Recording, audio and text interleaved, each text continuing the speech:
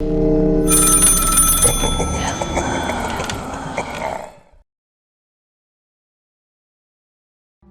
के 12 बज रहे थे। निखिल अपनी कुछ फाइल निपटाता हुआ ऑफिस में अकेला काम कर रहा था। बाहर सड़क भी सुनसान हो चुकी थी। केवल सड़क पर कुत्ते ऑफिस के दरवाजे पर खड़े होकर भौंक रहे थे। वहीं खड़ा पियून जो निखिल के जाने का इंतजार कर रहा था ताकि वो ऑफिस बंद करके जा सके, वो उन कुत्तों को भगा रहा था, मगर वो भागने की बजाय और जोर जोर से भौंक रहे थे। ये देख पियून भी निराश होकर अब उन्हें नहीं भगा रहा था, पर उसे घर जाने की जल्दी थी, इसलिए वो बार बार आकर निखिल से पूछ रहा था। मगर निखिल का काम बहुत सारा था, इसलिए वो लगातार बिना रुके काम कर रहा था। थोड़ी देर बाद उसे भी थकान के कारण नींद के झोंके आने लगे। उसने घड़ी देखी तो 1 बज रहा था। पियून अपनी चेयर पर बैठे बैठे सो गया था, तो उसने उसे उठाना नहीं समझा। कॉफी बनाने के लिए खुद ही कैंटीन की ओर चल पड़ा। वो अपनी चेयर से उठा ही था कि उसे किसी के जोर से हंसने की आवाज आने लगी। वो पलटकर पीछे की ओर देखने लगा। उसे लगा उसका भ्रम होगा। उसने कैंटीन में जाकर कॉफी मशीन ऑन की तो उसके साथ साथ दूसरी मशीनें भी चालू हो गई। टोस्टर से टोस्ट निकाल रहा था तो दूसरी तरफ माइक्रो ओवन की प्लेट भी अपने आप घूम रही थी। वो डर कर पीछे हट गया। तभी कॉफी का मग हवा में उड़ता हुआ उसके सामने आ गया। यह सब देखकर उसकी नींद हवा हो गई। वह पसीने से तरबतर हो गया। कॉफी का कप उसके सामने हवा में उड़ रहा था। वह चीखता हुआ ऑफिस से बाहर चला गया। 2 दिनों तक वो बुखार से तड़पता रहा। रह रहकर वो ही सारे सपने उसे आ रहे थे। वह नींद में ही बार बार डर कर उठ रहा था। उस रात ऑफिस में केवल निखिल और पियून ही थे, तो सभी लोग पियून से ही पूछने लगे कि उस रात क्या हुआ था। मुझे नहीं पता क्या हुआ था। निखिल सर चीखते हुए बाहर निकल गए थे। मैंने उन्हें रोकने की कोशिश की, मगर वे नहीं रुके। मैं भी उनके पीछे पीछे ऑफिस लॉक करके निकल गया। मुझे कुछ भी नहीं पता। पियून की बात सुनकर ऑफिस के बॉस सोच में पड़ गए और बिना कुछ बोले वहां से निकल गए।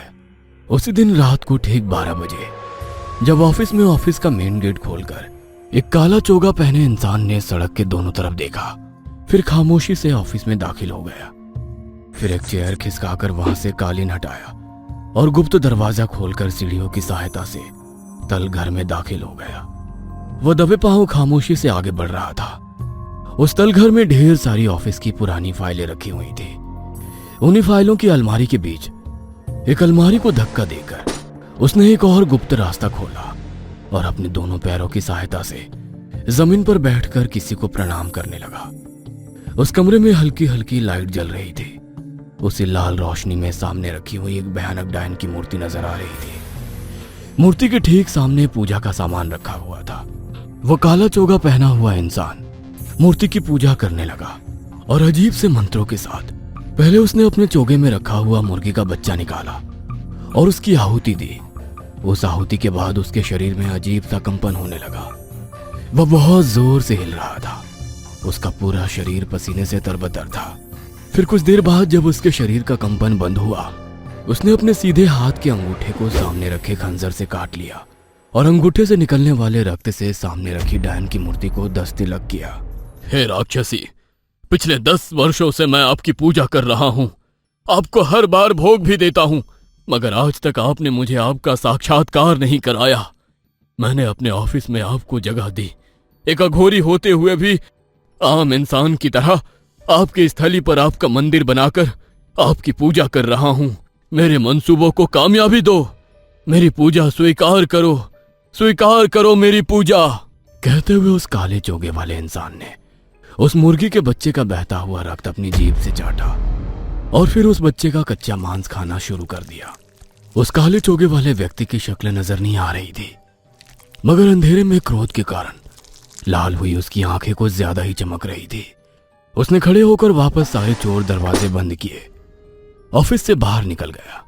अपने घर जाकर जैसे ही उसने अपना पहना चोगा उतारा, वो और कोई नहीं बल्कि उस ऑफिस का मालिक शिव कुमार ही था। जैसे ही बिस्तर पर लेटा पुरानी बातें याद आने लगी। अमावस्या की रात्रि, आसमान में चांद भी नहीं था, ना ही कोई और रोशनी का साधन। ऐसे अंधेरे जलती हुई चिता की रोशनी में चिता के पास अघोरी के वेश में शिव कुमार कोई पूजा कर रहा था। उसकी पूजा संपन्न होने ही वाली थी कि शमशान की शांति में एम्बुलेंस का शोर गूंजने लगा। एम्बुलेंस उसी जलती हुई चिता के पास आकर खड़ी हो गई। उसमें से 2 हॉस्पिटल के वार्ड बॉय एक कफन में लिपटी हुई लाश लेकर उतरे और उस जलती हुई चिता से कुछ दूर एक और चिता का निर्माण कर रात के अंधेरे में ही उस लाश को जलाकर चले गए। वे लोग लाश के जलने तक वहां पर नहीं रुके और तुरंत ही एम्बुलेंस में बैठकर चले गए। खामोश शमशान में कुछ पल के लिए जो एम्बुलेंस का शोर हुआ था, अब वहां पर कोई भी नहीं था। अब वहां पर केवल 2 लाश जल रही थी। कुछ देर बाद जब दोनों लाश जलकर ठंडी हुई तो अघोरी आश्चर्यचकित हो गया। एक लाश तो जलकर राख हो चुकी थी और दूसरी लाश अभी भी वैसी की वैसी ही थी। उसने उस लाश के लिए दोबारा चिता सजाई और उस लाश को दोबारा अग्नि के हवाले कर दिया। मगर कुछ देर बाद जब वो चिता ठंडी हुई तो उसने देखा लाश अभी भी वैसी ही थी। उस अघोरी ने अपने जीवन के कई वर्ष शमशान में ही बिताए थे। इस तरह की घटना उसके लिए आश्चर्यजनक थी। अब सुबह के 4 बज चुके थे। नदी के किनारे से ठंडी हवा आ रही थी, मगर उस लाश का चमत्कार देखकर अघोरी पसीने पसीने हो रहा था। मगर उसे एक यकीन हो गया था कि यह लाश हो ना हो एक अलौकिक शक्ति है जिसका अनुभव वो कर चुका था। अक्षर में लोगों की आवाजाही चालू हो इसके पहले ही वो उस लाश को शमशान से लेकर अपने ठिकाने पर आ गया। अगली रात जब अघोरी उस लाश के पास बैठकर अपने कुछ तांत्रिक क्रियाएं कर रहा था तो लाश में अचानक हलचल होने लगी। वह लाश अपने विभत्स स्वरूप में उसके सामने आ गई। तुमने मुझे एक शमशान से दूसरे शमशान में भटकने से बचाया है, वरना मेरी लाश बिना जले कई शमशान में भटक चुकी है। अब तुम्हें मुझे मुक्त कराना होगा, वरना मैं तुम्हारा जीना मुश्किल कर दूंगी। मगर आपको मुक्ति कैसे मिलेगी? मैं आपकी मुक्ति के लिए क्या कर सकता हूँ? मैंने कई दिनों तक डायन की साधना की और अपने लिए नश्वर शरीर की कामना की, मगर मुझे ये नहीं पता था कि नश्वर शरीर में आत्मा का निवास एक निश्चित समय के लिए ही होगा। उसके बाद ये शरीर बिना आत्मा के नश्वर इधर से उधर भटकता रहेगा। अब मुझे मुक्ति तो तब मिलेगी जब कोई वापस उसी डायन की साधना कर मेरे शरीर की मुक्ति का रहस्य पता कर सके, और ये काम अब तुम्हें करना होगा। मैं कई वर्षों से शमशान में हूँ। इस तरह के नश्वर शरीर से पहली बार मेरा सामना हुआ है। आज तक मैंने केवल शमशान निवासी शंभू की साधना की है। डायन की आराधना मैं नहीं कर पाऊंगा। तुमको डायन की आराधना करनी ही होगी, वरना मैं तुम्हारी जिंदगी बर्बाद कर दूंगी। मुझे हर हाल में शरीर से मुक्ति चाहिए। उस नश्वर लाश के कहे अनुसार वह अघोरी ऑफिस के तहखाने में दफन डायन की मूर्ति के पास पहुंच गया और अब हर माह की दोनों अष्टमी पर उस डायन की मूर्ति की पूजा कर उस लाश की मुक्ति का साधन ढूंढ रहा था। डायन की पूजा करने में अब उसे भी रस आने लगा था। उसकी हर इच्छाएं पूरी हो रही थी। अब वो उस लाश की मुक्ति के लिए नहीं, बल्कि अपनी हर इच्छा को पूरी करने के लिए पूजा के साथ साथ डायन को बलि भी चढ़ाता था। यह सब कुछ बहुत ही खामोशी से हो रहा था और आज से पहले कभी भी उस डायन ने अपने होने का संकेत ऑफिस में किसी को भी नहीं दिया था। मगर फिर निखिल को उस रात ऑफिस में इस तरह का संकेत क्यों मिला? क्या उस लाश के मुक्ति के तार निखिल से जुड़े हुए हैं या इसके पीछे कोई और रहस्य है? पता करना ही होगा। सोचते हुए उस अघोरी की नींद लग गई थी। हर कोई उस रात की बात को भूल गया था।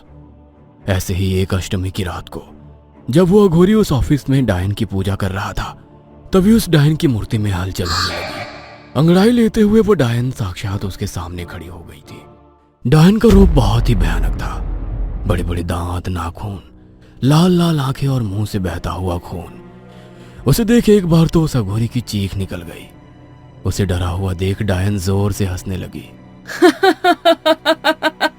इतने दिनों से मेरी पूजा कर रहे थे, अब मैं तुम्हारे सामने आ गई तो तुम मुझसे डर रहे हो?